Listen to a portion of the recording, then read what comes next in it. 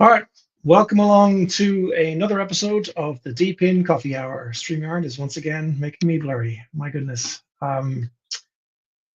So welcome to the fastest growing show in DePIN.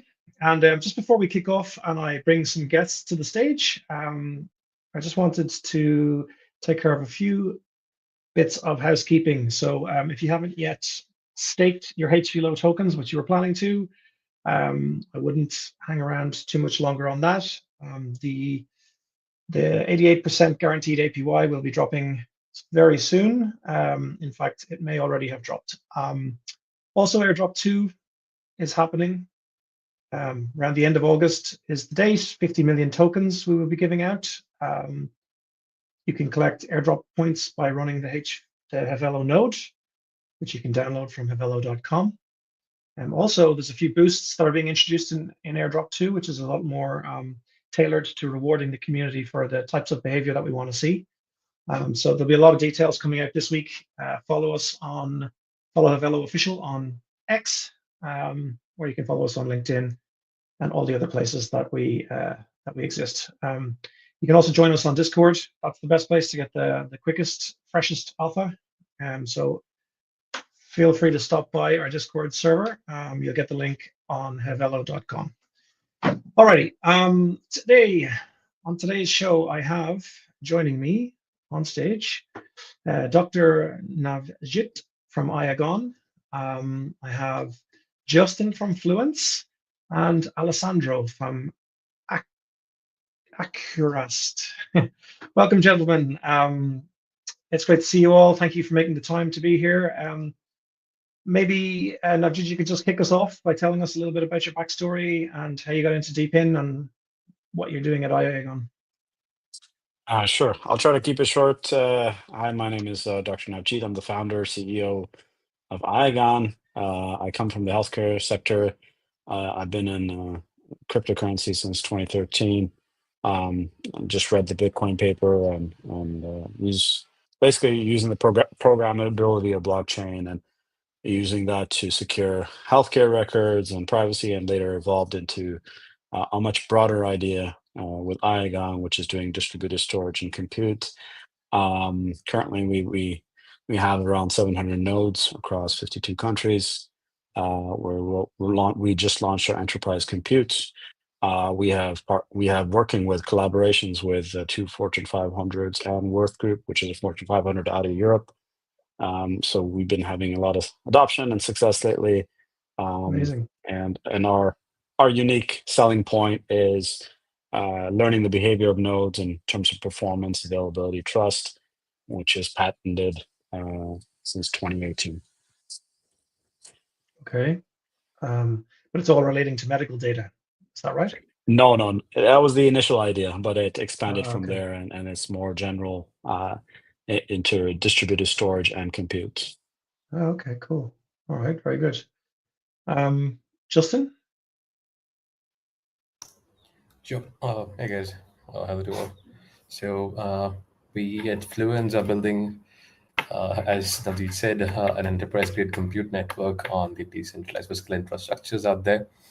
We have at the moment rolled out a product that's been live for the past 3 months. We have been onboarding clients, and even enterprise-grade clients have come through, migrating from hyperscaler cloud solutions existing in the market. So it's been growing steadily. The supply side was kind of scaled in last year. This year, we see the demand side of things shaping up. We are building features and services which primarily cater to the large Web3 and Web2 enterprises who would want to sort of get into the sector because of what performance, A, primarily, B, on the pricing bit.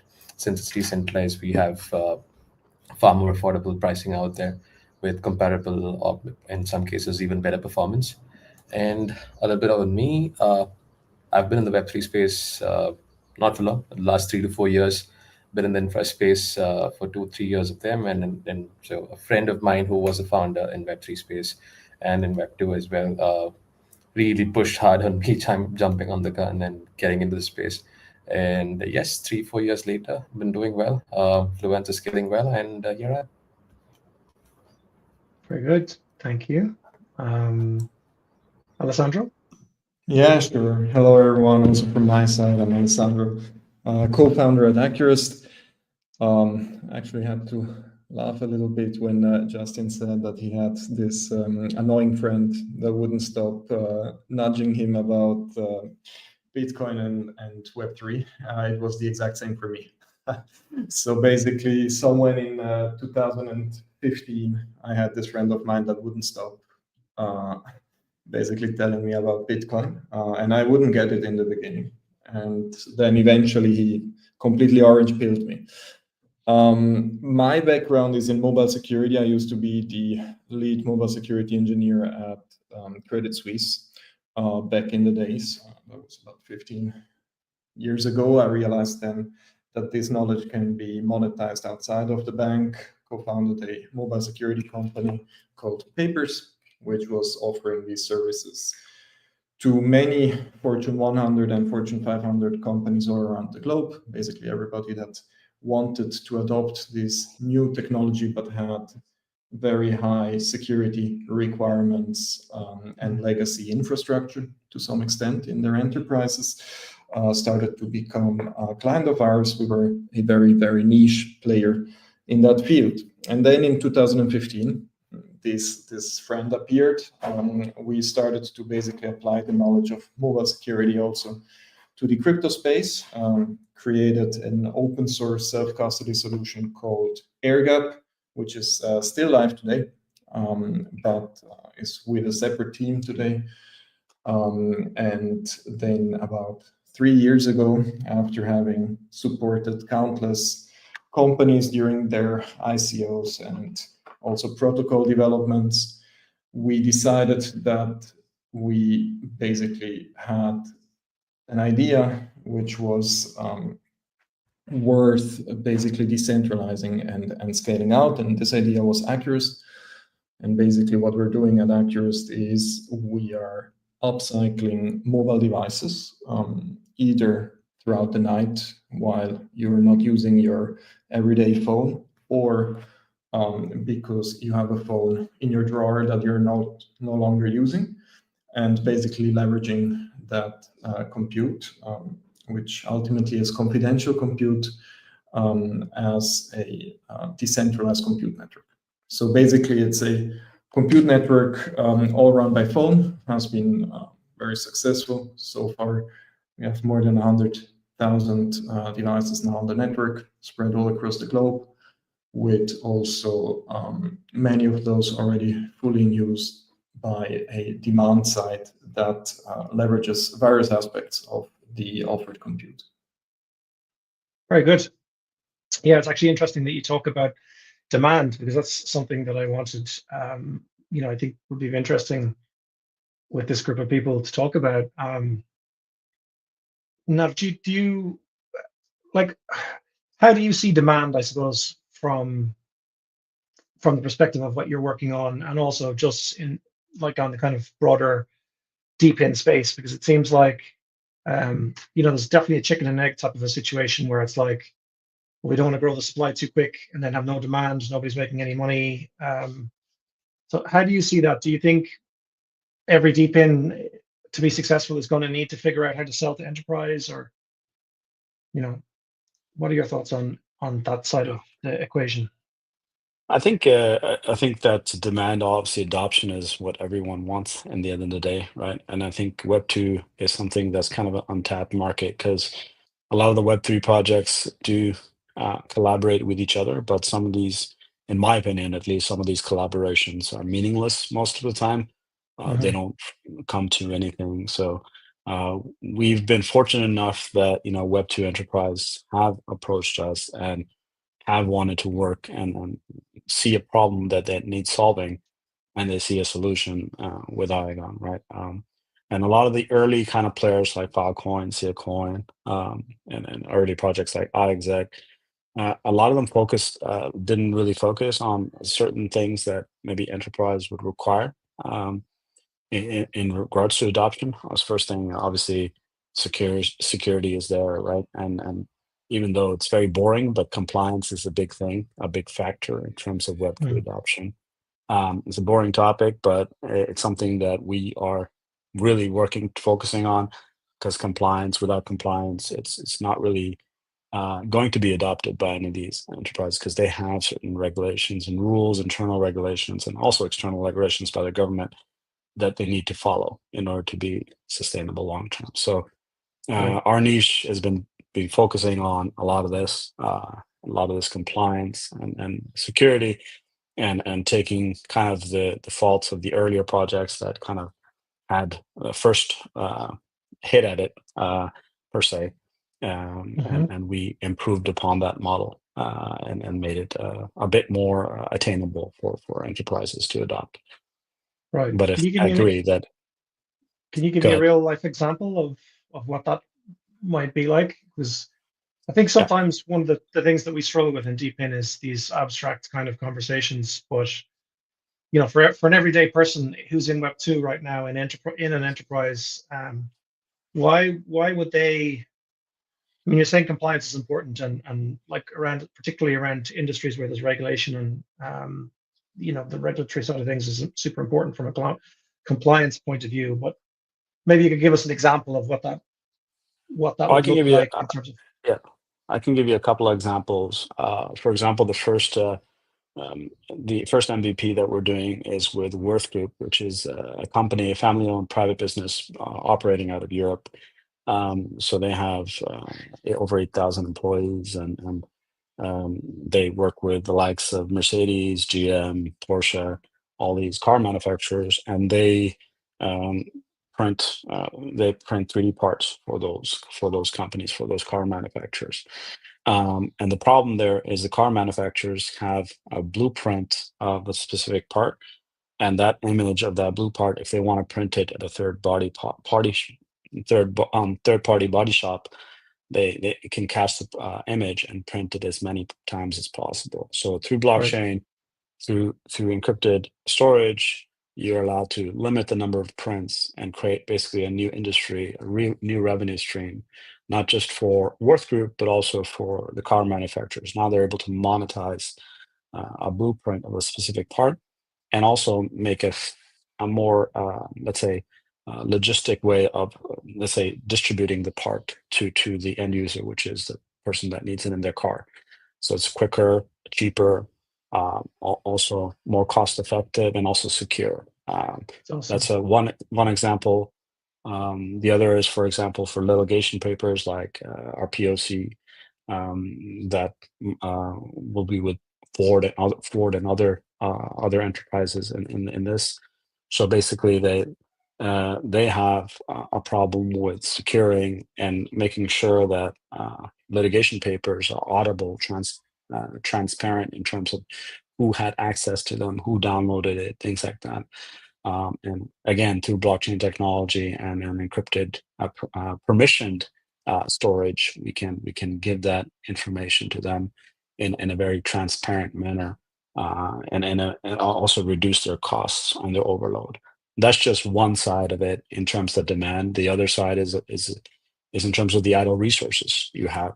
So you have multiple data centers. 30% of all of infrastructure in terms of storage and compute worldwide is idle, and that is an untapped resource. It's an expense on the business side, and now make that 30% expenditure into something that can be monetized is a huge plus for businesses.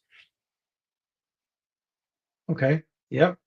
That's awesome. I really love when we can get to the brass tacks and actually talk about how things are going to change the world. Like blockchain, obviously, I mean, I think probably the thing we all have in common is that we were all orange pilled at some point and believe that decentralization and blockchain are things that humanity needs. But it's really nice to kind of get out of the weeds and actually look at specific use cases of how things are going to change. Gives you an insight into what the future might look like at a business level or at a societal level.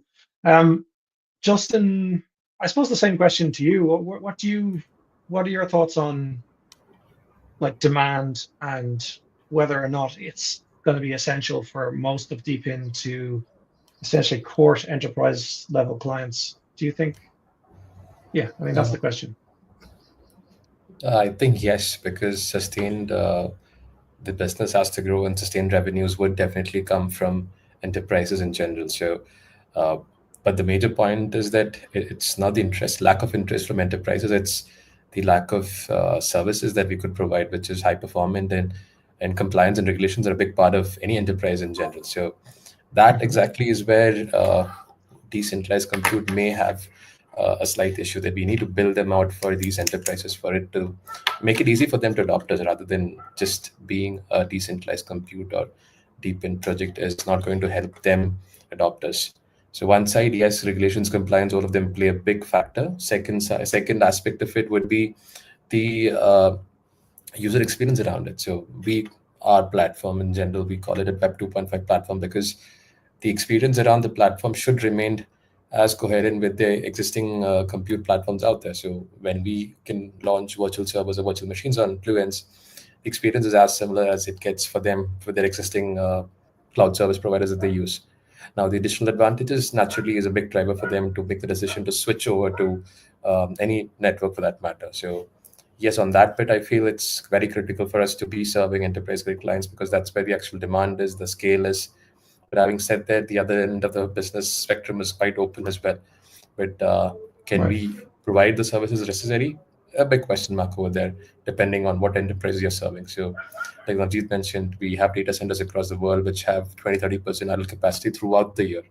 And for them to monetize that is going to be a big driver for them to use platforms like Icon or Fluence or anyone out there in the sector. And we also do the same. We also sort of monetize these idle resources and ensure, to essentially tokenizing them in a way. That's what we do, and onboard them. So as and when we scale the provider network that we have across different regions, we open up a larger market for us to serve. So if we have data centers across Europe and US and Asia, then we are open to business with all of the enterprises who function in that area.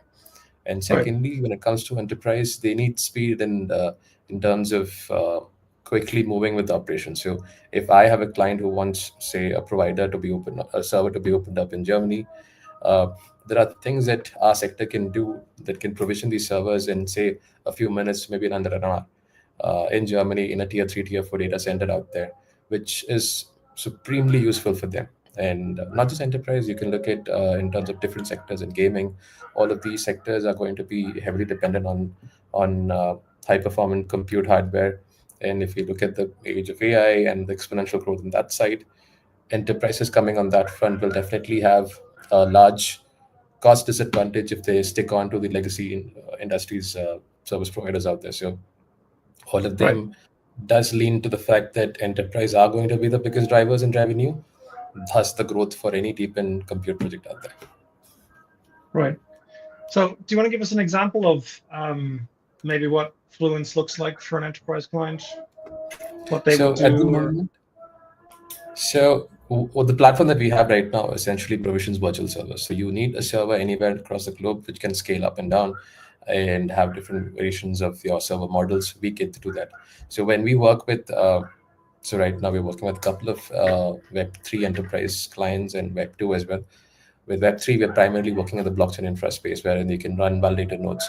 So initially, most of the providers out there who run these nodes on bare metals or, say, platforms like AWS, GCP, eventually get hooked onto them with the additional services that they provide. So we are slowly migrating a whole bunch of hardware from, say, I can say OVH Cloud and DigitalOcean back into Fluence Cloud at the moment. So we see a huge influx of clients who would want to move. So that because of two reasons: one, performance, two, price, and the speed in which we can provision these servers across all of it. And then, of course, while being in Web3, payments and crypto are a blessing for us, it also helps the case of migration of nodes. So yes, we have all of these clients working with us very closely and building services out for them right now. Very good. Excellent. All right, thanks, Justin. I guess same question to you, Alessandro. How do you see, it sounds like you guys are quite dialed in, having the experience of working with tons of projects before. Like maybe you could tell us a little bit about, how you see the demand side of the equation that you had mentioned originally, and what you're doing with Acurist as well. Yeah, sure. believe that while enterprises definitely are an interesting target group, they're definitely not the only ones. I think especially now with the rise of vibe coding and LLMs and whatnot, the demand for compute and hosting and all of basically, yeah, let's just call it compute in general, is skyrocketing wherever, right? Basically, people without marketing, people without any technical knowledge are now capable of bringing up websites to their likings and change that. So while I do agree that probably a big portion of compute is still with enterprises, I do think that you have a lot of, let's say, the masses, the long tail, which is not insignificant, especially for the adoption of, let's say, newer technologies. Because if you take a look at the Fortune 500 companies today, not a single one of them has fully migrated to the cloud, right? So this is all a very, very lengthy process, and many of them are still just running their Active Directory somewhere on premise on their stuff, right? So this, I mean, Active Directory is like cancer. You'll almost never get rid of it, but yeah, that's just a little bit the reality of things. If we talk about compute and enterprises, and then being the early adopters of this technology, I don't really think that while you do have definitely these kind of innovation groups within enterprises, right, that do try things, it's seldom the case that you have now a company which goes head first into a new venture of untested stuff. It's a very lengthy process. I do think that when taking a look at decentralized compute, the foundation really matters a lot. I believe that it's actually quite impossible to run a decentralized compute network at scale if you neglect security, for instance.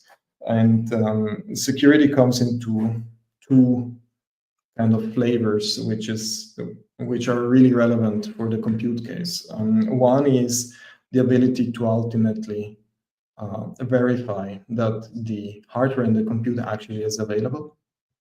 You had many also very prominent examples, such as IO.net, where ultimately when you're running a decentralized cloud and you have big incentives for people to cheat, they will be cheating, right?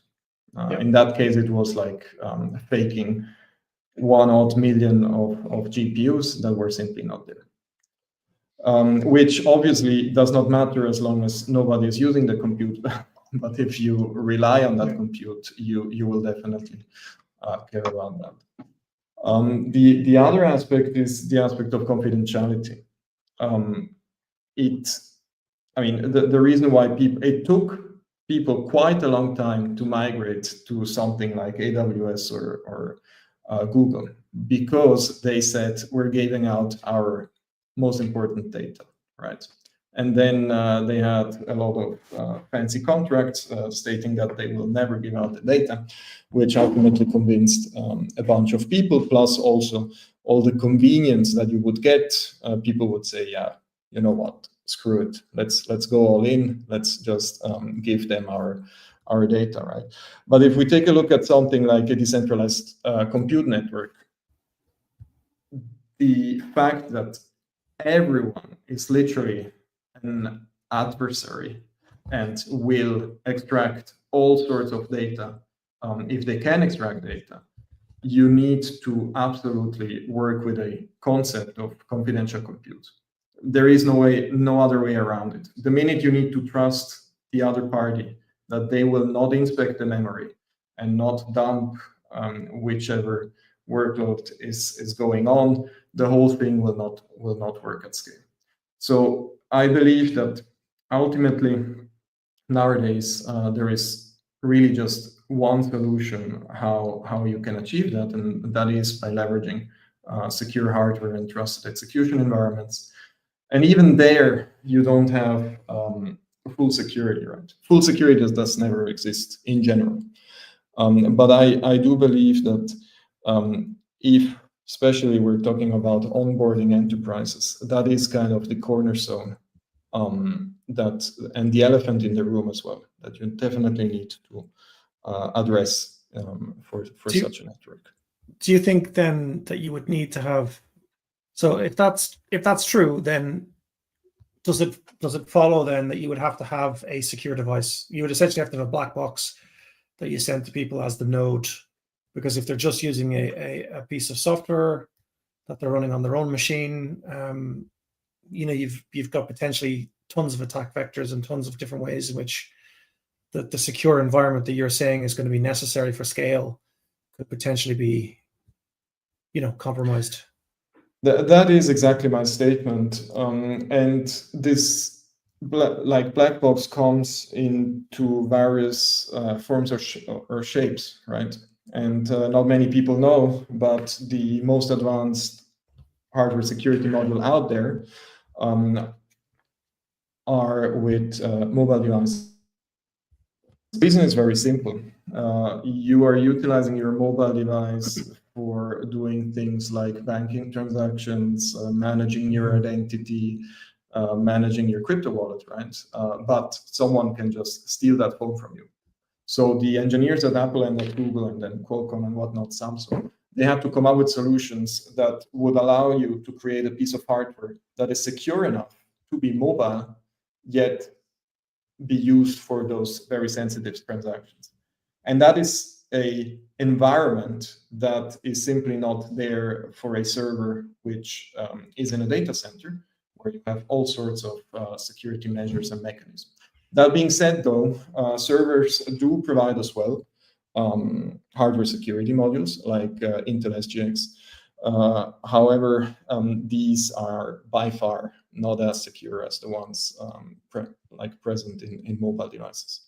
And that's ultimately my thesis and why I'm so excited about Acurist, right? I'm not saying that there's no other ideas out there, but this is what I'm 100% convinced of. So I'm just trying to think of use cases for compute and storage on mobile devices. So for example, if we move to a future where, this is going to be a really silly example, but let's just say we move to a future where AI does all the coding. People don't have to, WordPress made making websites really simple, but now with AI, it's even more simple. It's going to be like, this is the website I want. Here's the code. I'm going to go put that on my web host, let's say, which could be a company that's just spun up and is just using decentralized technology. So they would potentially be, in that case, a client for a DePIN like yourselves, where through your network, you've got millions of phones that are all, running part of the decentralized server that this web host is using to serve websites. Is that a future that you can imagine? That is something that is already kind of live today. If you go on hub.acurist.com, you can click on deploy now, express what kind of website you want, and within 7 minutes, it's being hosted all around the globe on various mobile devices, ultimately. Cool. But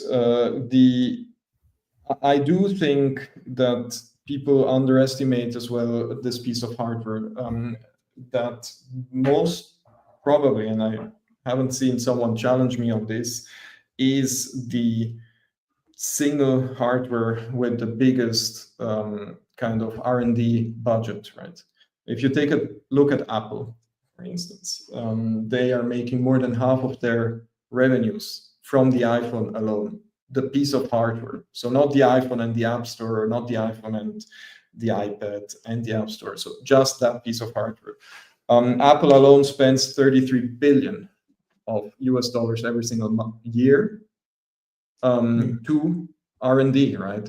So you can understand how much basically of that money is being poured into generating a device that is as computer efficient as possible, can cover as many use cases as possible, and is as secure as possible. Right? Yeah. Yeah, cool. But I am, of course, very biased. I mean, let me just say that, right? I'm completely in love with mobile devices. Mobile devices is what I'm basically working on since now almost 2 decades, right? So Right. that is my background, and I'm obviously biased. Yeah. No, but you make a valid point. I mean, the power in the phone, like, and even not just today, but today versus like 2 years ago, the processing speeds, the power, it's just incredible. GPU maybe is the one place where you're still, it's not matching up with, desktops or that side of things. I suppose I'm just going to give an open question to everybody, seeing as we're talking about phones, and Alessandro, you're so passionate about that as a device format. Just ask everybody, what do you see as the most exciting thing in this space at the moment? Like, what is it that's getting you fired up for the future and a more decentralized future? Anyone can jump in. Somebody has. I mean, for me, it's just more about enterprise adoption. I think just want to highlight that enterprises actually majority of the enterprises, maybe over 80%, use majority cloud actually. And majority of their operations actually run on cloud, even though they do have a hybrid model, usually on-prem and off-prem. So I think that there's a big market there, and I think that there's a lot of need for distributed storage and compute. Recently, for example, Denmark in Europe, they went away from Microsoft Azure and adopted a more local solution. This is kind of a signal to a lot of the DePIN projects that there is a need for it, and even governments are relying on these. And there's been a lot of articles recently that a majority of the market in Europe is controlled by Google, Azure, and Amazon. So I think that there is an opportunity here, especially with recent limitations where Microsoft can censor certain things, or Google can censor certain things. I think that there's opportunity for DePIN to come in and offer maybe a more cost-effective, secure solution, as long as it's scalable. So I'm excited about that there's opportunity here, and that there's interest here. You should spell out the silent part. It's not that they're afraid of these big tech companies. The fact is that through the Patriot Act, they're afraid of the US weaponizing. I don't want to say it out loud. that is the truth. Right? It is. Yeah. They are you guys whereabouts in the world are you guys all based? Just I'm curious about I'm based EU versus US. Sorry, where? Well, Switzerland. I'm based in Switzerland, okay. but I've lived in Canada also, so I know a bit about both spectrums there. Yeah, well, I'm based you're in India and Bangalore there, so it's a whole different game over here as well. Yeah, this is the problem, or well, one of the challenges, I suppose, is the global nature of things. Every place has its own set of issues. Alessandro, you sound like you have a European name. Well, yeah, I am originally from the Swiss-Italian part, Switzerland has 4 parts, right? But at the moment, I'm living in the German part. How about yourself, Neil? Yeah, I'm in the EU now as well, but again, like yourself, Navjit, I was born in Canada, spent a little bit of time there, so I can kind of understand both sides of it as well. Yeah, I think. Do you think the EU? Do you think like we're screwed in the EU because of the way that it's set up, like from a regulatory perspective, that they're just gonna like ruin everything, or do you have hope? I think at least Swiss is taking a proactive approach. I'm not sure about the rest of the countries, but Switzerland's been very proactive. They've been one of the first, regulated countries for ICO. In the early Right. days. So they've really established a set of rules. They have Crypto Valley here Yeah. as well, and a lot of companies are opening up here because of the friendly regulations. I think at the end of the day, there's kind of a middle ground for regulation, and not, you can't be completely unregulated because you have crazy people out there that are there to exploit, and then you have innovative people that want to try to achieve something, right? So there has to be a way to set a middle ground, what is possible, and what regulations are set, not too strict, of course, and need innovation to thrive. But at the same time, I think that other countries in the EU are taking a more stricter approach to cryptocurrency. I think it's due to a lack of knowledge, I guess, and due to a lack of exposure in those countries in innovation in that sector. I've also lived in Norway. Norway is very, when it comes to regulations on crypto, very very strict. So Right. I think that they have a variety of differences in EU, I would say, in different jurisdictions.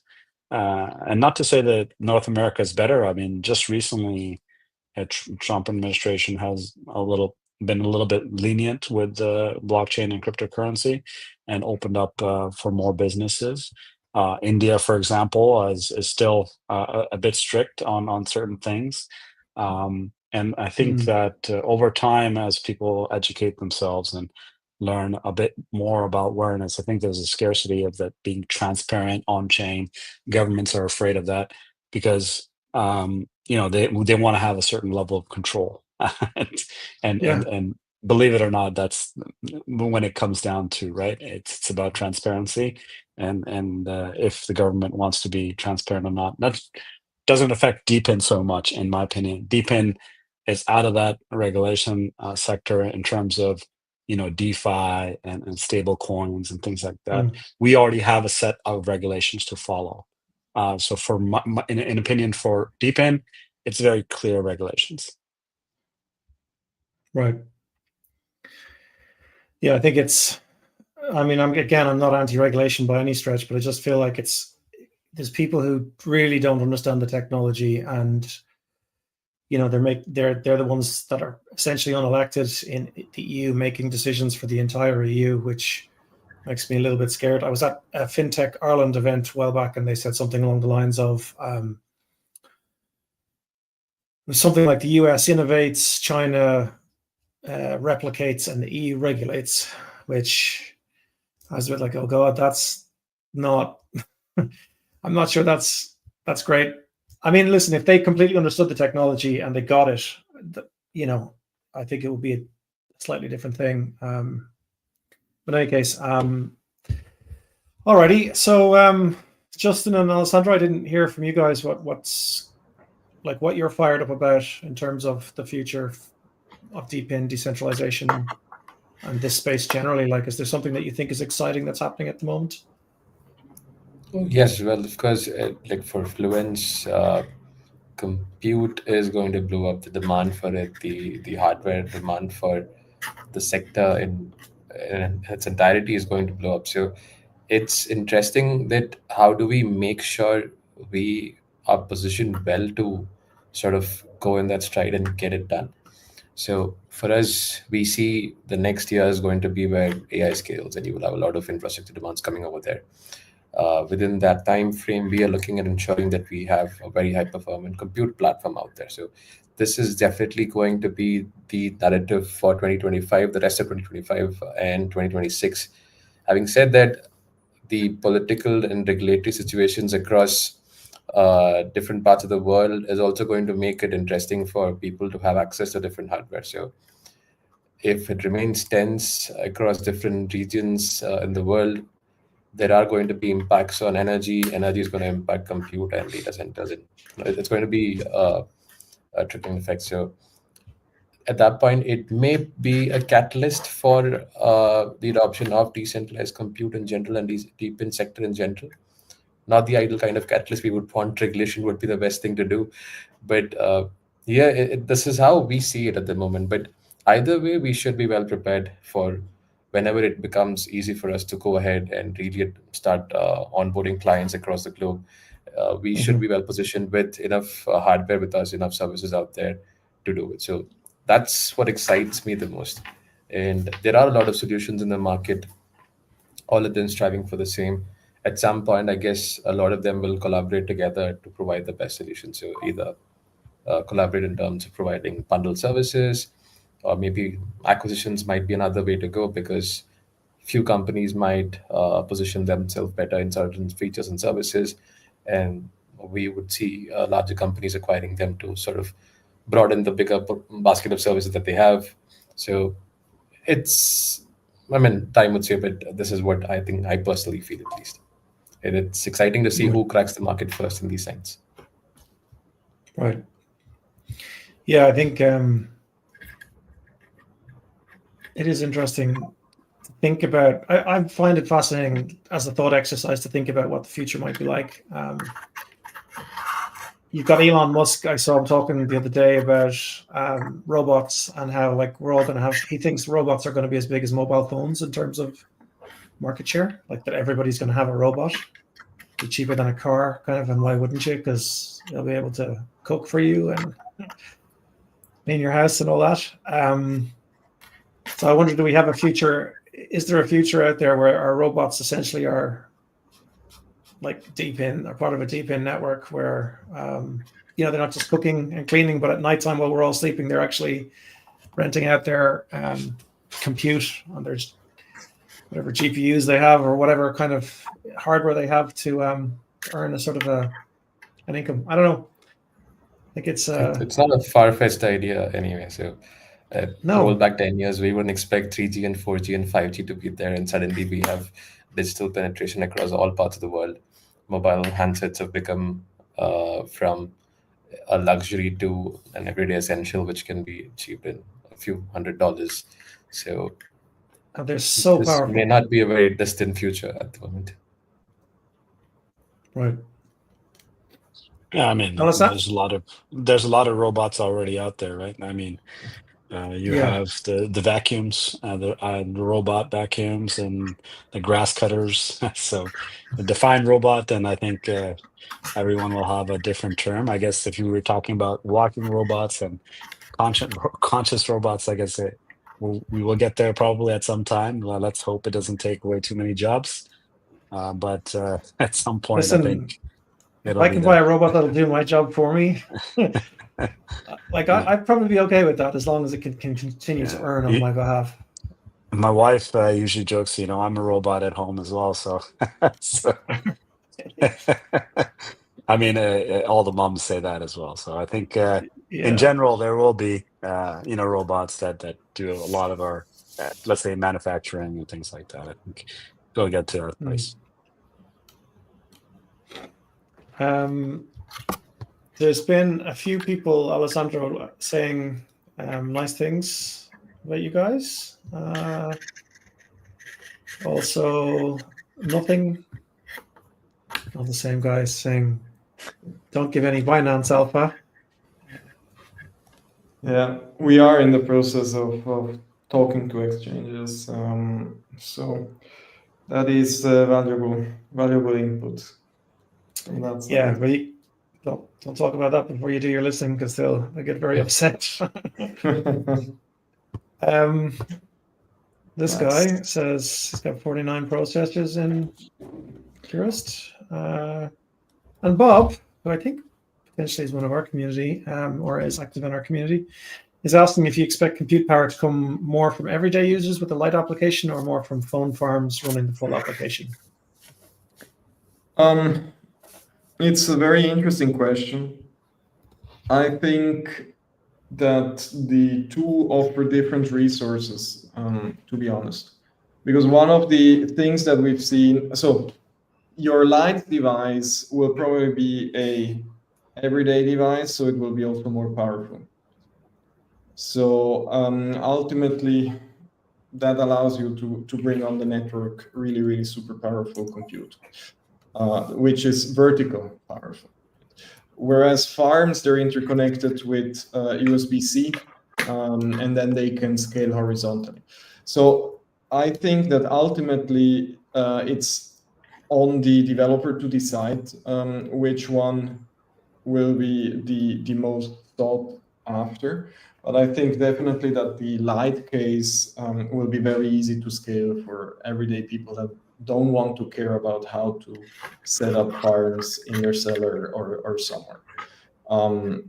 Yeah, usually what we see is people start with a light setup and then they get hooked and then they start collecting in their family all these spare devices.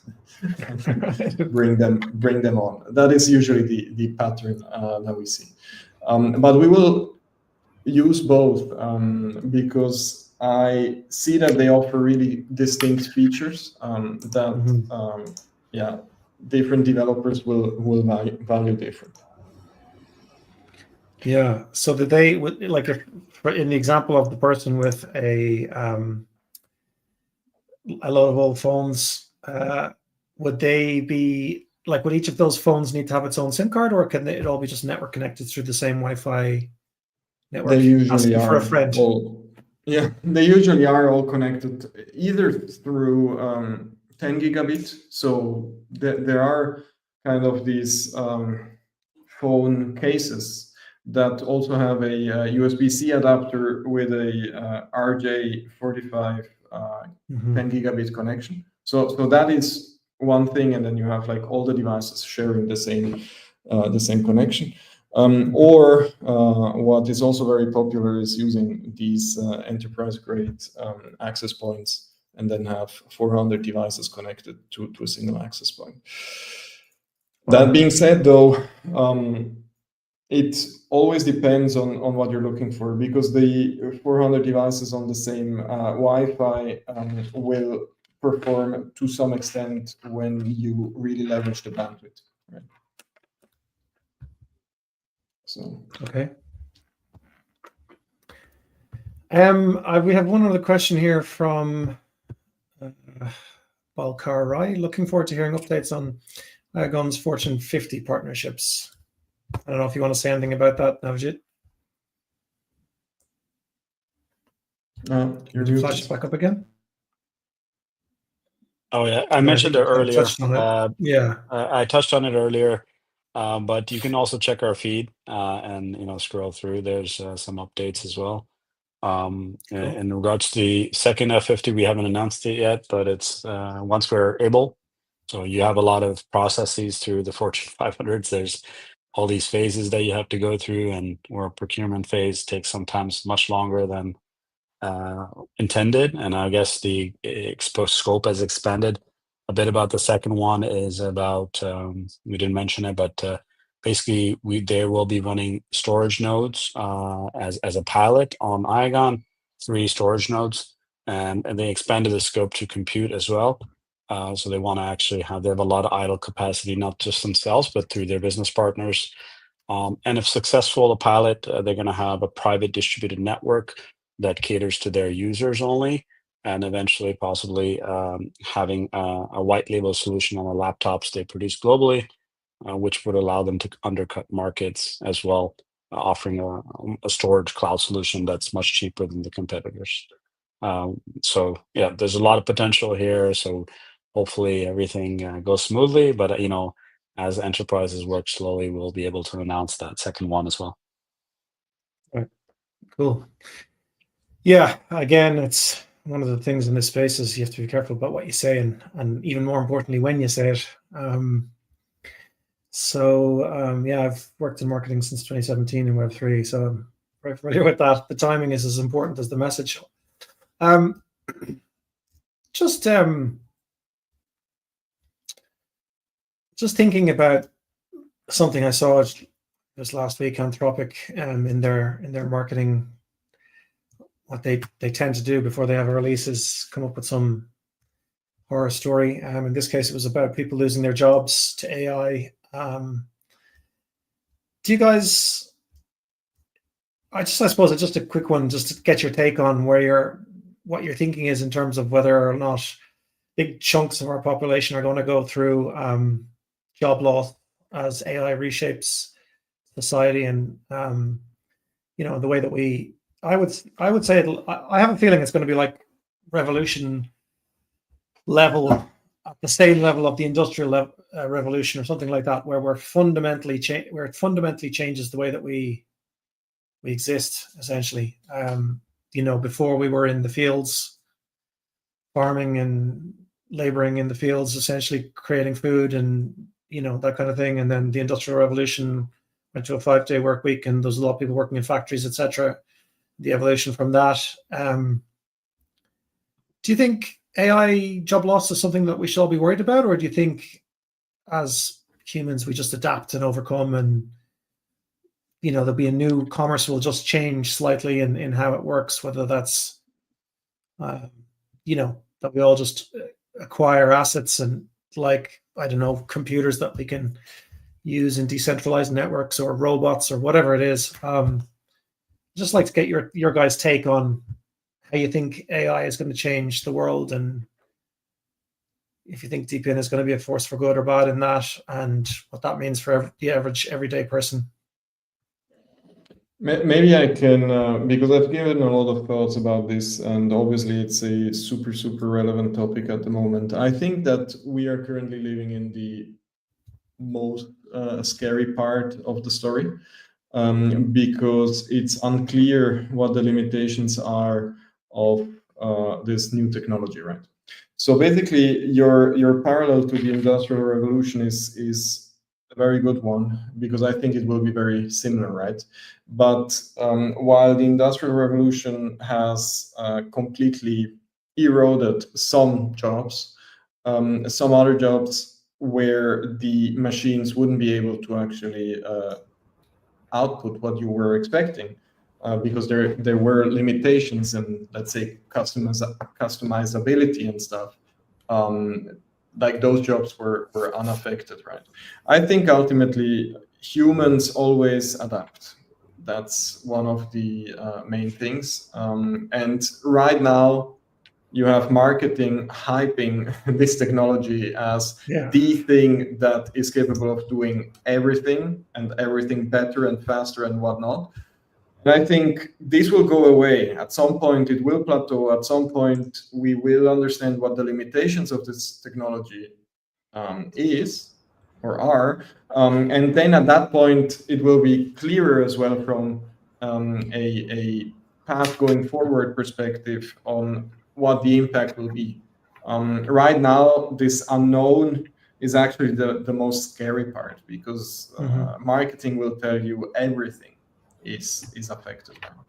Which, I mean, it's true, right? If you equip a humanoid with an LLM and you tell it, please grab the banana and give it to me, it's capable of doing that, right? So it will also be capable of setting up a wall somewhere for your house or whatnot. So any and every job will be affected to some extent. And now it's the moment to realize and start making thoughts around where will it plateau? Because I'm sure that, like with every piece of technology, there will be a plateau. There will be a limitation. And we just need to find out where that is. And then the path going forward will be also very clear. Lots of new opportunities as well arising. Yeah, unless, of course, it's super intelligence that enslaves us, Matrix style, and we're all living in tanks, in which case maybe we won't care. I have a slightly different take on this as well. So Industrial Revolution, what it primarily did, I feel, is to redefine the skill sets that you would need to survive in this world, whether it be for jobs. And somewhere I feel with the emergence and the surge in AI in general, it would probably redefine the skill set for you to have and retain the job. So it would also ensure that we have to upskill ourselves to ensure we can incorporate AI or the tools that we have in a different form or matter. But yes, there is definitely a large risk, looming risk of it as well, that a lot of opportunities might be lost. But on the same hand, a lot of opportunities with a different skill set requirement would also pop up in the same industry. So it's sort of evolution in a different way, maybe, if you can look at it like that. Yeah, nice. Yeah, I Very mean, nicely said. my opinion's basically a mix of Alexander's and Justin's. But I think that similar to Justin, I think that, it's mostly that, people will have different things to do per se. I do believe there's going to be a different, let's say, the middle class and the upper class and the lower class. I think what's going to happen is that segment's going to shrink even more. I think a lot of the upper class is just going to have the majority of the money because they control a certain sector in AI.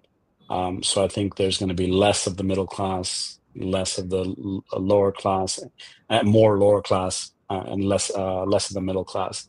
I think that's what's going to happen over time, because eventually, if you think about it, if it's just robotics and AI, you have to have a job in that sector, and there's only a few companies in the world that do that. And if you kind of have like a kind of a you're holding the market by their throat, basically. So you have just a few companies, controlling everything, in my opinion. And then it might be some little bit out there, but that's my prediction. And I think that still there's a long way to go for conscious AI. Right now, we're feeding a lot of data into machine learning. And different types of machine learning right now, and algorithms, but it's still, you need human to feed the data to the machine. Now the question is, how much are we privy to in terms of information? So maybe when the supercomputers come out, then it'll be possible to have much smarter AI, which can evolve by itself without manual input and manual fed data.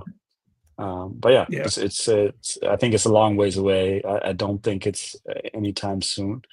I still think it will take some time. I heard Sergey Brin of Google say that he thought the singularity was, I think it was part of a discussion he was having with a few people, and I'm fairly sure he agreed that it was like 5 years away until there's the singularity. So I don't know. I probably just watched far too many sci-fi movies and read too many sci-fi books, so I'm probably a little bit less optimistic. I mean, if we got to a society where there was we didn't need money, basically, because what do you need money for? Everybody has, nobody has a job, so money is kind of redundant. Robots and AI are doing everything, and I mean, obviously, there's still going to be. You would assume there would still need to be some oversight at some level somewhere. But yeah, it's just very hard to know. And I do agree with what Alessandro said, that it's the not knowing. I think it's a Stereophonic song. It's the not knowing that kills you. So yeah, gents, thank you so much for the conversation. It's been fascinating as usual with the show, and thank you everybody who's listening.